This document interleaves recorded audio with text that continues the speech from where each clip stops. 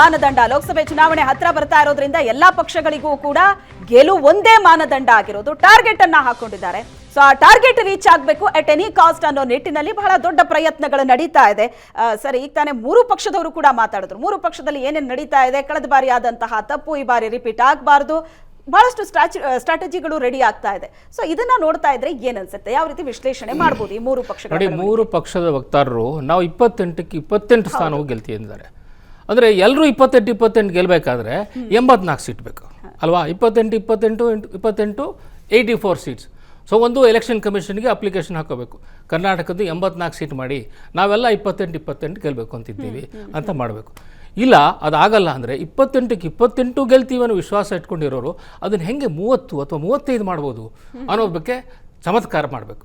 So ಇದನ್ನೆಲ್ಲ ಬಿಟ್ಟು ಆಚೆ ಬಿಟ್ಟು ನಾವು ರಿಯಲಿಸ್ಟಿಕ್ ಆಗಿ ನೋಡೋದಾದರೆ ಈಗ ಇರತಕ್ಕಂಥ ಪರಿಸ್ಥಿತಿ ಏನು, ಕಳೆದ ಎಲೆಕ್ಷನ್ನಲ್ಲಿ ಯಾವ ಪಕ್ಷಗಳು ಯಾವ್ಯಾವ ಸ್ಥಾನದಲ್ಲಿದ್ದಾರೆ ಅದನ್ನು ನೋಡಬೇಕು. First of all BJP is the top, 25 out of 28.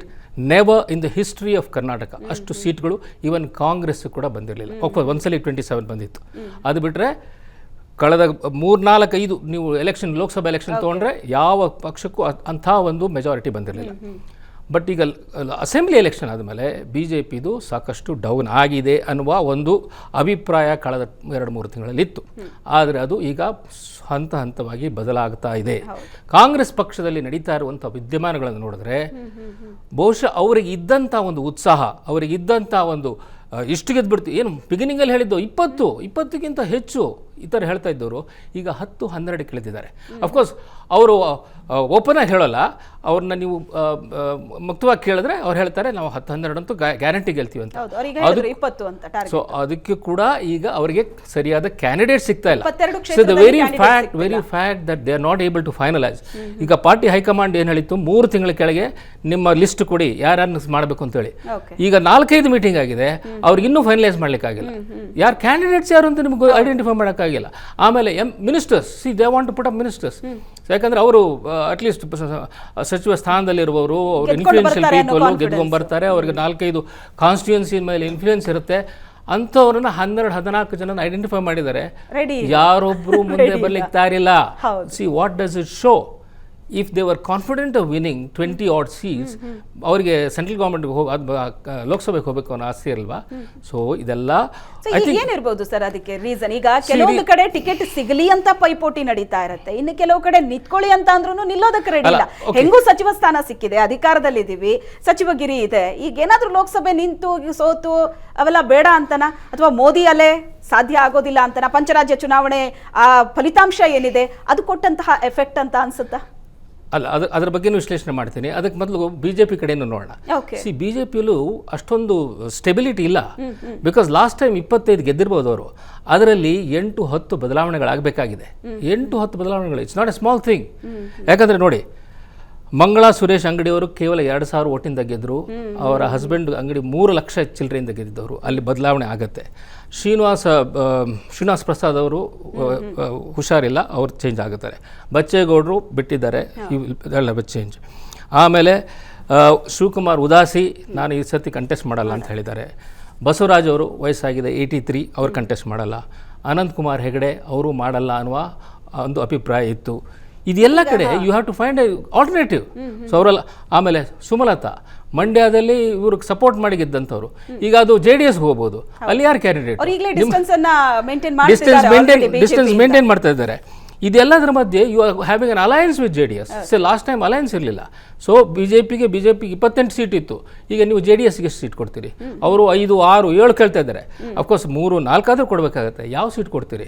So ನಿಮ್ಮಲ್ಲೇ 25 ಇರೋದನ್ನ ಕೆಲವು 1-2 ಬಿಟ್ಕೊಡ್ಬೇಕಾಗತ್ತೆ. ಅದನ್ನು ಯಾವ್ದು ಬಿಟ್ಕೊಡ್ತೀರಿ? ಸೊ ಇದೆಲ್ಲ ಗೊಂದಲಗಳು ಕೂಡ BJPಯಲ್ಲಿದೆ. ಇದರಲ್ಲೆಲ್ಲ ಮಧ್ಯದಲ್ಲಿ ಐ ಥಿಂಕ್ ಆರಾಮಾಗಿರೋರು JDS. ಯಾಕಂದರೆ ಕಳೆದ ಅಸೆಂಬ್ಲಿ ಎಲೆಕ್ಷನ್ ಆದ ತಕ್ಷಣ ಮುಗಿದೇ ಹೋಯ್ತು, ಇದು ಈ ದೋಣಿ ಮುಳುಗೇ ಹೋಯ್ತು ಅಂದ್ಕೊಂಡಿದ್ರು ಜನ. ಐ ಥಿಂಕ್ ಅವ್ರು ಕೂಡ ಅನ್ಕೊಂಡಿದ್ರು. ಈಗ ಒಂದು ಸಿಕ್ಬಿಡ್ತು ಅವ್ರಿಗೆ ಅವಕಾಶ. ನೋಡಿ ಹೆಂಗೆ ಬರುತ್ತೆ ಅವಕಾಶಗಳು ಅಂದರೆ, ಭರ್ಜರಿ ಸ್ಟ್ರಾಟಜಿ ಪ್ಲಾನ್ ಜೋರಾಗಿ ನಡೀತಾ ಇದೆ. More than anything it was I think BJP's nervousness because the way they lost this election. 135 ಕಾಂಗ್ರೆಸ್ಗೆ ಬರುತ್ತೆ ಅಂತ ಅವ್ರು ಅಂದ್ಕೊಂಡಿರಲಿಲ್ಲ. ಅದು ದೊಡ್ಡ ಸೆಟ್ ಬ್ಯಾಕ್ ಆದಾಗ ಅರೆ ನೆಕ್ಸ್ಟ್ ಲೋಕಸಭಾ ಎಲೆಕ್ಷನಲ್ಲಿ ನಾವು ತುಂಬ ರಿಸ್ಕ್ ತೊಗೊಳ್ಳೋದು ಬೇಡ ಅಂಥೇಳಿ JDSಗೆ ಒಂದು ಸಣ್ಣ ಅವಕಾಶ ಕೊಟ್ಟಿದ್ದಾರೆ. ಅವ್ರಿಗೆ ಸಣ್ಣ ಒಂದು ಡೋರ್ ಇಷ್ಟು ತೆಗೆದ್ರೆ ಸಾಕು, ಒಳಗೆ ಬಂದ್ಬಿಡ್ತಾರೆ ಅವರು. ನೋಡಿ, ಅವರು ಈಗ 4 ಜನಕ್ಕೆ ಬಹುಶಃ 4-5 ಜನ MP ಗೆ ಸೀಟ್ ಗೆಲ್ತಾರೆ, ಒಂದು 3 ಆದರೂ ಗೆಲ್ತಾರೆ ಅವರು. ಕುಮಾರಸ್ವಾಮಿ ಅವರು ನೆಕ್ಸ್ಟು ಕೇಂದ್ರ ಮಂತ್ರಿಮಂಡಲದಲ್ಲಿ ಮಂತ್ರಿ ಆದರೂ ಆಶ್ಚರ್ಯ ಇಲ್ಲ. This is the situation as for as Karnataka is concerned. So ಈಗ ಬಿಜೆಪಿ, ಕಾಂಗ್ರೆಸ್, JDS ಏನೇನು ಸ್ಟ್ರಾಟಜಿ ಮಾಡ್ತಾ ಇದೆ ಲೋಕಸಭೆ ಚುನಾವಣೆಗಾಗಿ, ಅದರ ಪರಿಣಾಮಗಳು ಏನೇನು ಆಗಬಹುದು ಅನ್ನೋದ್ರ ಬಗ್ಗೆ ಕೂಡ ಬಹಳ ಜೋರಾದಂತ ಲೆಕ್ಕಾಚಾರ ಆಗ್ತಾ ಇದೆ. ನಟರಾಜ್ ಗೌಡ್ರೆ, ಈಗ ತಾನೇ ಹೇಳಿದ್ರು ರಾಮಕೃಷ್ಣ ಉಪಾಧ್ಯಾಯ ಅವರು ಒಂದು ಇಲ್ಲ, ಅದು ಯಾಕಂದ್ರೆ ಇಂಡಿಯಾ ಮೈತ್ರಿಕೂಟ ಕಡಾಖಂಡಿತವಾಗಿ ಗೆಲ್ಲುತ್ತೆ, 330ರಿಂದ 350 ಸೀಟ್ ಗೆಲ್ಲುತ್ತೆ. ಅದು ಈ ವಿಶ್ಲೇಷಕರಿಗೆ ಒಂದ್ ವಿಷಯ ಹೇಳ್ತೀನಿ ಕೇಳಿ. ಈಗ ನಟರಾಜ್ ಗೌಡ್ರೆ ಒಂದ್ ಮಾತು, ಈಗ ಹೊಸದು ನ್ಯಾಯ ಯಾತ್ರೆ ಮಾಡ್ತಿದ್ದಾರೆ, ಗ್ರಾಂಟೆಡ್ ತಗೊಂಡ್ಬಿಟ್ಟಿದ್ದಾರೆ ಜನಗಳನ್ನ. ನಾವು ಯಾವಾಗ ಬೇಕಾದ್ರೂ ನಾವು ತಗೊಬಹುದು, ಜನಗಳು ನಮ್ಮ ಪರವಾಗಿದೆ ಅಂತ ತಿಳ್ಕೊಂಡ್ಬಿಟ್ಟಿದ್ದಾರೆ. ಅದು ಅವರ ಭ್ರಮೆ.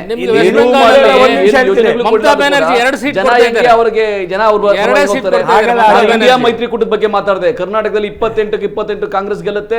ಇಂಡಿಯಾ ಮೈತ್ರಿಕೂಟ ಅರ್ಥ ಆಗಿದೆ. ಸುರೇಶ್ ಅವರು ಆಗಲ್ಲ, ಒಂದೇ ಸ್ಥಾನ. ಈಗ ನೀವು 1ರಿಂದ ಮತ್ತೆ ಅದಕ್ಕೆ 27 ಆಡ್ ಮಾಡ್ತಿದ್ರಿ, ಅಂದ್ರೆ 28ಕ್ಕೆ 28 ಕ್ಲೀನ್ ಸ್ವೀಪ್. ಹೌದು. ಯಾಕಂದ್ರೆ ಜನ ಬದಲಾವಣೆ ಬಯಸಿದ್ದಾರೆ. ಜನ ಏನ್ ಬಯಸಿದ್ದಾರೆ?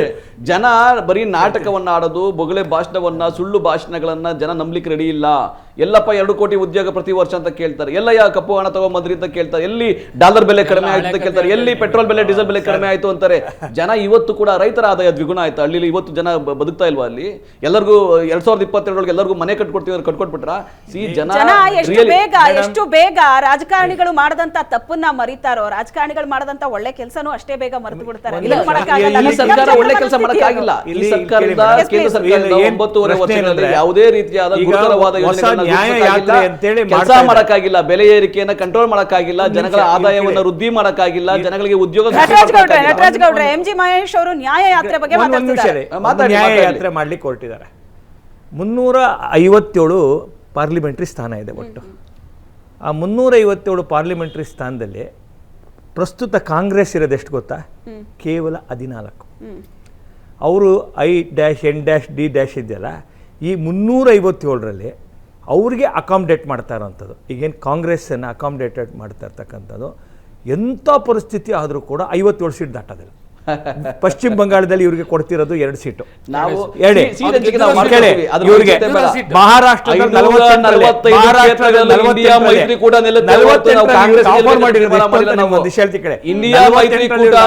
545 ಕ್ಷೇತ್ರಗಳೊಳಗಡೆ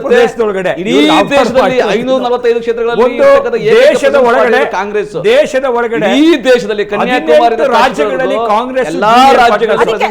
ಅದಕ್ಕೆ ನಟರಾಜ್ ಗೌಡ್ರೆ, ನಾನು ನೀವು ದೇಶದ ಲೆಕ್ಕಾಚಾರ ಹೇಳಿದ್ರೆ ನಾನು ರಾಜ್ಯದ ಹೇಳ್ಬಿಡಿ ನೀವು ಅಂತ. ರಾಜ್ಯದಲ್ಲಿ ನಾನು ರಾಜ್ಯದಲ್ಲಿ 28 ನಮಗೆ 43% ಮತವನ್ನ ಜನ ಕೊಟ್ಟಿದ್ದಾರೆ ಈ ವಿಧಾನಸಭಾ 6 ತಿಂಗಳಲ್ಲಿ. ಗ್ಯಾರಂಟಿ ಯೋಜನೆಗಳ ಅನುಷ್ಠಾನದಿಂದ ನಾನು ಹೇಳಿದ್ನಲ್ಲ, 6 ಕೋಟಿ ಜನ ಒಂದಲ್ಲ ಒಂದು ಗ್ಯಾರಂಟಿ ಯೋಜನೆಗಳಿಂದ ಫಲಾನುಭವಿಗಳಾಗಿದ್ದಾರೆ. ನಮಗೆ ಮತಗಳು 53%. ಈ ಗ್ಯಾರಂಟಿ ಲೋಕಸಭೆಯನ್ನ, ನಾನು ರಾಜ್ಯದ ಬಗ್ಗೆ ಹೇಳ್ತಾ ಇದ್ದೀನಿ. ಈ ಗ್ಯಾರಂಟಿ ಏನಿದೆ, ಇದು ಕಾಂಗ್ರೆಸ್ ಅನ್ನ ಗೆಲುವಿನ ದಡ ಸೇರಿಸುತ್ತಾ? ಹಾಗಾದ್ರೆ 20 ಟಾರ್ಗೆಟ್ ಅಂತ ಹೇಳ್ತಿದ್ದಾರೆ ಇವರು. 20 ಟಾರ್ಗೆಟ್ ರಾಜ್ಯದಲ್ಲಿ ಸಾಧ್ಯ ಆಗುತ್ತೆ? ಇದ್ರ ಬಗ್ಗೆ ನಾನು ಕೇಳ್ತೀನಿ, ರಾಮಕೃಷ್ಣ ಉಪಾಧ್ಯಾಯ ಅವರನ್ನೇ ನಾನು ಕೇಳ್ತೀನಿ.